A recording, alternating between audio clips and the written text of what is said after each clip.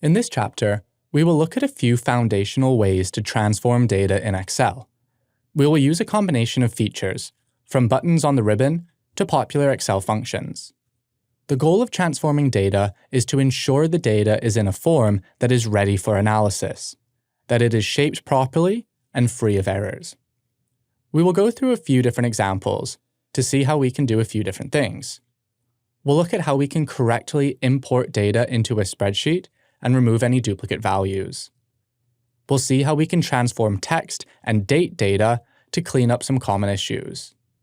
We'll deal with errors or NA values in our dataset. And finally, we'll look to see how we can expand our dataset by looking up additional information using a variety of methods. By the end of this chapter, we will be able to transform our data, solving common data issues to ensure that we have a nice, clean dataset to analyze. Let's head back into Excel to look at our first example. The first type of data transformation we will look at is the text to columns feature in Excel. This is a handy feature to be aware of for when we are importing data into Excel. Using a wizard type of functionality, it can allow us to easily convert a single column of data into multiple columns. Let's take a look at text to columns in action. To start, let's examine the reference column we have here. We see that this one column contains multiple types of values, separated by a dash. If we wanted to separate this one reference column into 3 different columns, we can use text to columns to achieve this. So to do this, let's select all the values of this reference column. Then, we can navigate to the Data tab on the ribbon. Over to the right-hand side, within Data Tools, we see the big Text to Columns button here. Once I click it, this brings up the Convert Text to Columns wizard interface. The first step is to determine the original data type. Is our data delimited, having a separator? Or is our data fixed width, where our fields are aligned in columns with spaces in between? For our example, we are looking at delimited data here. So we'll select delimited and hit Next. Here, we have to determine what our delimiter is. We have some common delimiters to choose from here. Or down here at the bottom, we can define our own. Our delimiter is a dash, which isn't included in this menu, so I'm going to uncheck Tab and check Other, and then type in the dash character. We can see a preview of how this will convert the text into different columns below in this data preview area here. We could click Finish at this point, but let's select Next. And this brings us to our final step. We can select the data format for each of the new columns that we're creating. We can do this by clicking on one of our columns here, and then select the value, like text. Rather than general, we can select text. And we also have the option to skip a column entirely. I might want to do this for this first column here, as it's just a replica of the product column that's already in our data. If we compare the values of this first character of reference, it's the same as the values of the product column. So for this column, I'm going to select Do Not Import. We can also define where in the spreadsheet to add these columns. If I don't want to override the original reference column, I can select to put our new columns next to them, here, in cell F2. Now we can click Finish. Now we have 2 new columns of data, which we can add column headers to. Let's name these Store Ref and Ref Code. As we've gone through this example, we've seen how the wizard makes it simple to interpret data contained in one column, and the different options we have to how we want to format and land the data in our workbook. Another common data transformation task for cleaning up data is removing duplicate values. Fortunately, we have a built-in feature in Excel that can help us with this task. Let's start by selecting just the first column, Product. We can see that we have lots of duplicate values. There are only 5 distinct values of product, but we have 14 rows in our data set here. Now that I've highlighted the column, I can navigate, once again, to the Data Tools section of the Data tab on the ribbon. And I'm going to select the Remove Duplicates button. This brings up two options.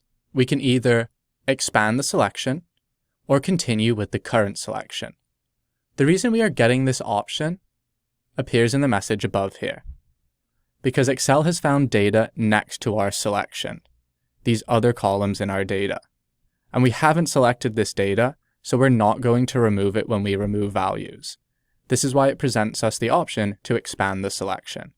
But for now, we just want to continue with this current selection, and I can press Remove Duplicates. We see that we are only removing duplicates for one column, the product column, and we can toggle on and off if our data has headers. Our column does have a header, and we don't want to include this as a row to test for duplicate values. Let's press OK, and OK again, and we see that we have only 5 unique values of product, but they no longer line up with the other columns in the dataset. Let's undo that and start again. This time, we can select the entire dataset. As we have selected the entire selection, when I go to Remove Duplicates, we are taken straight to the second menu. If we had selected a single column and then selected Expand Selection, we would have ended up in the same place here. We have the option to select a subset of columns, but I will keep all selected. When I hit OK this time, our entire dataset has updated and has shrunk down to 10 rows. The Remove Duplicate message states that 4 duplicates have been found and removed. Only 10 unique values remain. Let's click OK. It is important to keep in mind that duplicate values are not always bad, or a mistake, or a sign of dirty data. It is crucial to understand our data, where it is coming from, and if it is appropriate to remove duplicate values, as we've done here. Datasets often have columns that contain text values, or strings, so it's important for us to be comfortable working with this type of data. Let's continue with our example data here, to review some popular functions in Excel for working with text values. Let's start with the concat function. This function allows us to combine multiple values into one cell. Previously, we separated values with the text to columns feature, here. Using concat, we can pull some of these elements back together. Let's create a new column called concat, and we'll use the concat function. The values that we want to concatenate are storeRef and the reference code here. And when I provide those two inputs, we just get the values of these two columns next to each other, with no delimiter or space between them. If we wanted to add a delimiter, we can type this into the formula ourselves. In a double quote, I can select a dash, like that. And now I'm taking the values of our column F, our storeRef, inserting a dash, and then concatenating the values from column G. And let's drag this formula down. We can do something similar by creating a new column called prod. And I may want to concatenate the value of a product column. Let's type in the pipe character as a delimiter, and then the product name. So now we have all product information delimited with a pipe character in one column. And we can fill that formula down. A common task for cleaning data is removing white spaces around the values. If we inspect the reference column more closely here, we see that there are several leading white spaces around some of the values. We can remove these white spaces with the trim function. So let's create a new column called trim, and we want to trim the values of our reference column. Let's fill that down. And we see that there are now no leading white spaces. We have just the reference code without any additional space. Another cleaning task we may face is replacing values, either to remove them from our data or update them. And we can do this with the substitute function. So let's create a new column called substitute. and we'll use that function. The first parameter is the text that we want to inspect to substitute. So let's use the values in the trim column that we just created. And for the old text, we could actually just put the delimiter that comes between those values. So the value that substitute is searching for is this dash delimiter, and maybe we want to replace it with a different type of delimiter, like a colon. Let's close the bracket and hit OK, and fill this formula down. And our substitute function has searched this column next to it for any instances of a dash and replaced it with a colon. Another example of why this might be useful, if we create a new column called sub, we might want to use the substitute function to update our product names. So let's search for our product name in column B, and we want to search for any product names that are named nail, and we want to replace this with box of nails. And let's fill this down and expand the column. And now where previously the product name was called nail, it's called box of nails. A function that we can use for exploratory analysis, data quality analysis, and to use with other text functions, as we'll see in a moment, is the len function. And this function returns the number of characters or the length of a string value. So let's create a len column, and we'll use the len function on our product name column, column B. And let's fill these values down. We also have a set of functions that we can use to return a subset of characters from a string value. The functions left, right, and mid. If we wanted to return just a part of the prod column before the pipe character here, we can do this using left. So I can use the left function on the prod column, and I just want to return the first character. Hit OK, and we can fill that down. To retrieve the values from the right of the delimiter, we can use the right function. So we'll do equals right. Our text will be the value of the prod column, but this is where it gets a bit trickier, as all of the values starting from the right of the string, moving left up to the delimiter, have a different number of characters. This is where we compare the len function with right. We want to return all of the values to the right of the delimiter. Unfortunately for us, there's a pattern. We want to return all of the characters, regardless of the length of the string, except for the first two values. So we can subtract 2 from the total length of the string as the second parameter. So let's search for the length of our string, and then subtract 2 from it. And when I fill this down, we just retrieve the product name from our prod column. The mid function lets us retrieve characters from the middle of a string. If we wanted to return just the middle part of our store reference column here from our trim column, we can use mid to achieve that. So we use mid, the text is the value from our trim column, the starting number is 3, and the number of characters is 2. And if we fill that down, we've retrieved these middle 2 characters following the same pattern. As we've seen working through these examples, there are a variety of functions in Excel that can help us work with text values. To achieve our tasks with data transformation, we might need to combine some of these functions together. The most important concept of working with date values in Excel is the concept of date serial numbers.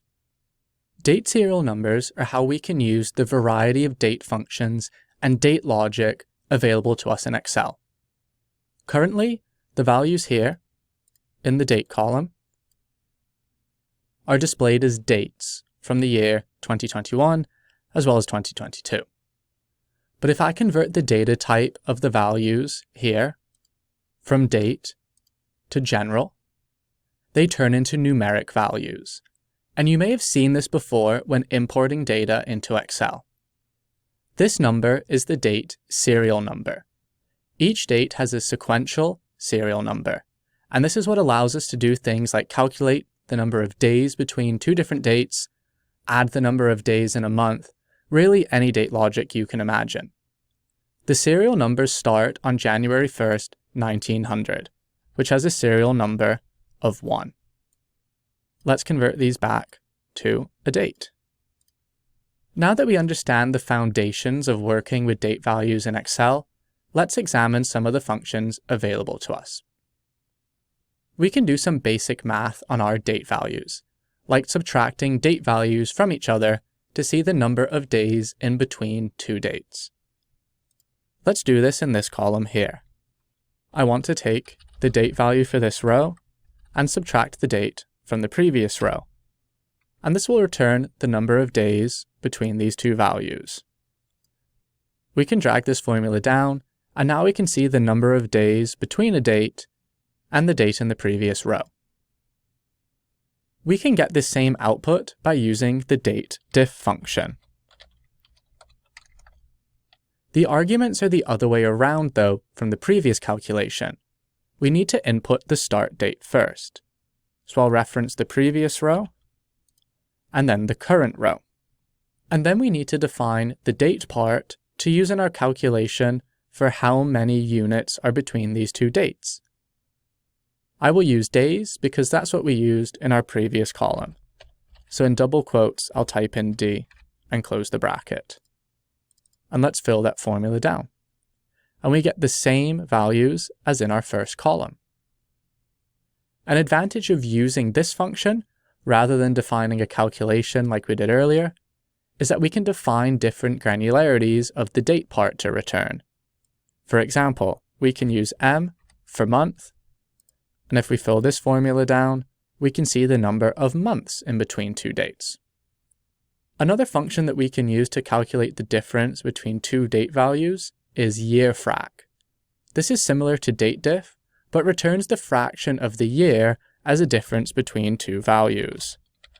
If I use yearFrac, we can define the start date and the end date. And we can see that there's about 17% of the year difference in between these 2 days. Or if I update the end date to be the maximum date, we see that there's almost 2 years difference between these 2 days. We also have some date functions that we can use to retrieve specific parts of a date. If we move over here into column K, we can use the year function here that takes a year serial number as input. So if we refer to our date column and hit OK, let's fill this down.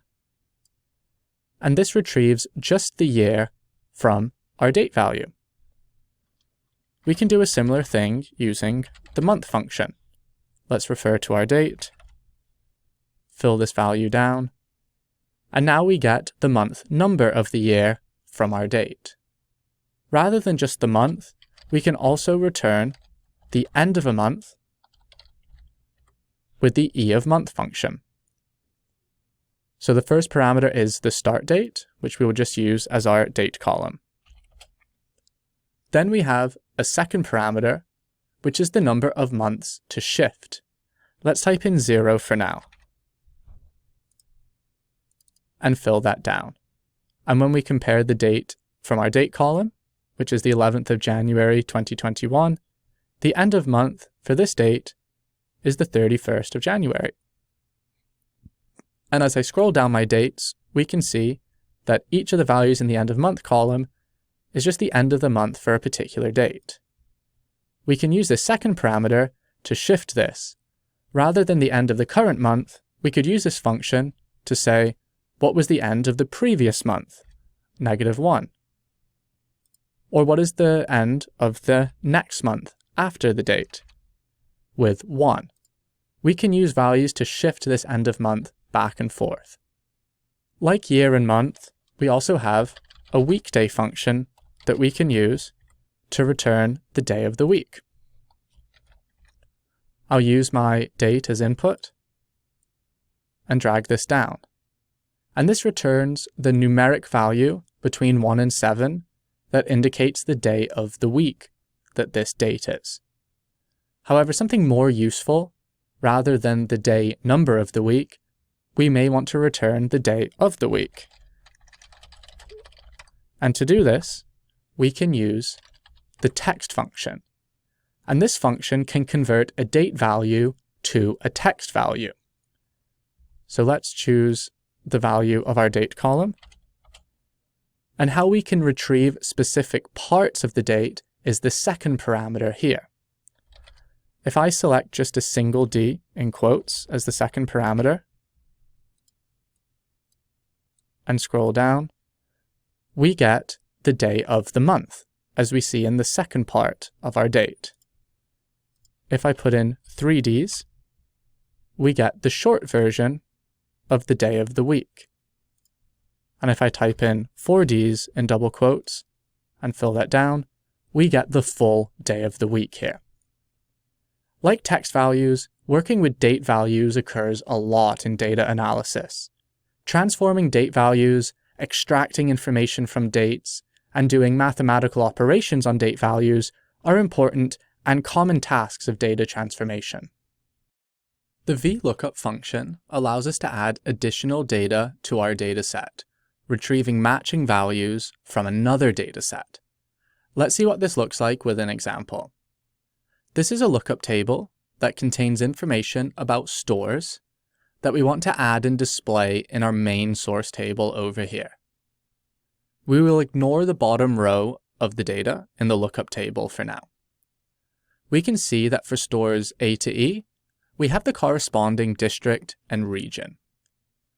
Let's add a new column to our source table using the VLOOKUP function. We can name this column District. To populate the values, let's use VLOOKUP. There are 4 parameters for the function. The first is the lookup value, and this is the value that we want to look up from our source table, so store. The next parameter is a table array. This is where we want to look up this value. And for us, this is the entire lookup table. The entire table except for the column headers. It is important to note that for VLOOKUP to work as expected, this table should be sorted, as we see here. Store values are in ascending order, from A to E. The next parameter is the column index number, and this is which column from the lookup table we want to return to our source table, indicated by the column index number. We want to return the district column from our lookup table, so our column index is 2, because it's the second column in this table. The final parameter is the range lookup, or in other words, do we want an approximate or an exact match with the values in our source table and our lookup table. We will stick with an exact match for now, so we'll select false. Let's close the bracket and hit enter. And now we have the corresponding district, D1, for store A in our source table because we looked up this value in our lookup table.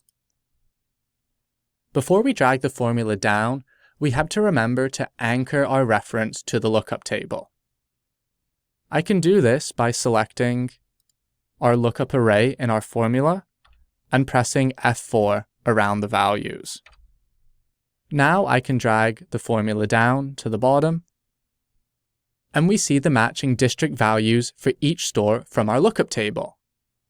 All except this one row here, where there isn't a match, and that's because store F doesn't exist in our lookup table. Let's create a new column, region. Rather than rewriting our formula, we can drag the formula across from the district column to the region column. But before we drag across, we have to take a look to see if there's any other anchoring that we need to do. And there is one parameter that we need to update, the first parameter, this lookup value. We don't want to anchor to this exact cell, but when we drag the formula across, we do want to anchor a reference to this column. So we'll just put the $ in front of column C. Now I can drag this formula across, and I just need to update the column index in the lookup table from 2 that returns district to 3 that returns region, and hit OK. Now I can drag the formula down, and we get the corresponding region values for the store in our source table. These are the fundamentals of using the VLOOKUP function to add additional information to our dataset. Let's move on to go through some more complex scenarios. The HLOOKUP function also allows us to add additional data to our dataset, retrieving matching values from another dataset. However, this function performs a horizontal lookup across a row of values instead of a vertical lookup down a row of columns. Let's set up a small example before we enhance our dataset. Let's add the names of the column headers from our lookup table in 2 cells here. We'll add district and region. Let's do this here. District and region. In the cell next to these headers, let's input the HLOOKUP function. And the parameters are the same as the VLOOKUP function. We have the lookup value, and this is the value that we want to look up, which is district, what's in this cell here. The next parameter is the table array. This is where we want to look up this value. And this is the entire lookup table, including the column headers this time. It is important to note that for HLOOKUP to work as expected, the column headers should be sorted, as we see here, alphabetically, district and then region. The next parameter is a row index number. So rather than column, this is which row from the lookup table we want to return. For this example, let's use row 2. And finally, the range lookup, or if we want an approximate or an exact match. Let's stick with an exact match for now, so we'll select false and hit OK. Before we drag it down, once again we just need to anchor the reference to our lookup array by pressing F4, and now we can drag that value down. And using HLOOKUP, we're able to retrieve the second row from our lookup table by looking up the column headers in our lookup table. If I added a different column header underneath, like city, and dragged the formula down, we get no matching result, as it is not a column header in our lookup table here. We can make this function more dynamic. Rather than hard coding the row number to return, we can reference an input cell. Let's add an input cell into our sheet here. We'll add a row input, and we'll use number 2 for now. Let's take our HLOOKUP function from down here, anchor the reference to column F. We can drag this down, and we can drag these values across. But this time, rather than hard coding in the 2, let's reference this input cell and anchor that reference. Now we can drag this down. We're getting the same values as our first column for now, but when I update this input to a different row index, like 4, we see that the values update, or 6, or 7. The matching row from the lookup table, over here, updates in our cells. With this type of dynamic logic in mind, we can use the HLOOKUP function inside of our VLOOKUP function to make it more dynamic. Rather than hard coding the column index to return, as we did here, with 2 for district and 3 for region, we can use HLOOKUP to retrieve the column index for us. Let's create a new region column in the source table. And we can copy over the VLOOKUP function from the column next to it. Now, let's replace the third parameter with an HLOOKUP. We want to search for the name of the column, This is the column header in cell H1. We want to search in the entire lookup table. Let's also anchor that reference by hitting F4. And the row that we want to retrieve is row 7, this bottom row of the data that we've been ignoring up until this point. We can hard code this, as this will return the column index for each column in the lookup table. And finally, we want an exact match. Let's close the brackets there and hit enter. Before we drag the formula down, I need to remember to anchor the reference to the column header. Now that we've done that, let's drag the formula down. And we get the same result as the other region column. However, now we can change the column header to district, and the data updates. We match the other district column over here now.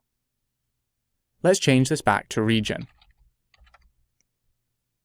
Another advantage of this method is that if we insert a new column into the lookup table between district and region, maybe city, and we can give it the value of city 1, and we can update our column index formula, the dynamic region updates properly, but our previous region column does not.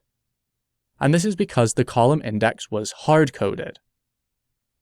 Using the VLOOKUP and HLOOKUP functions together can help us build a powerful, dynamic solution for adding additional information to our source tables.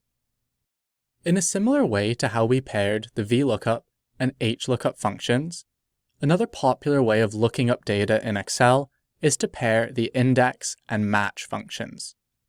Let's look at both individually and then see how we can bring them together. The index function has 3 parameters and returns a value based on the index of the parameters provided. Let's start typing in the index function here. The first parameter is a range of data, so let's use the values of the lookup table. Then we need to provide a row index. Let's use 1. And then we need a column index. Let's use 1 as well. And we are essentially providing the coordinates to the index function, and it will return the corresponding value located in the cell of that coordinate. To see what this looks like, let's create a matrix to replicate the lookup table above. So let's type in 1, 2, 3, 4, 5, and 6. And then across the top, we'll do 1, 2, and 3. Let's anchor our reference to our lookup table in our function. And rather than our row number of 1 hard-coded in, let's reference the value in column K here, anchoring to column K.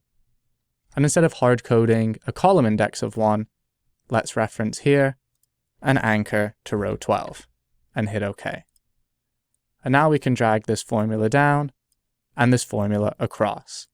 And by searching our lookup table with a row and a column index, we can retrieve all of the different values of our lookup table. Now that we've seen how the index function works, let's look at match. The match function returns the relative position of a value in a range of data, and it has a similar logic to some of the other functions that we've seen so far. Let's use the match function to return the relative position of the stores value in our lookup table. Let's create a new column in our source table. We can call this store match.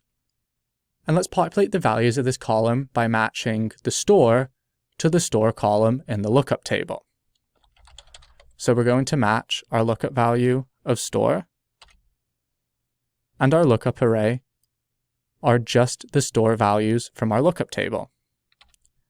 Let's anchor that array there, and we want to return an exact match. Let's close the bracket and hit OK. Let's drag this formula down. And now we can see the relative position of each of our store value in the lookup table. Store A is located in row 1. Store E is located in row 5, and so on for all of our stores. Now, let's combine index and match to create a third region column. To populate the values, let's use the index function. And the array that we want to search for our index is our lookup array here. So let's anchor that as the first argument. Then we need to provide our row index.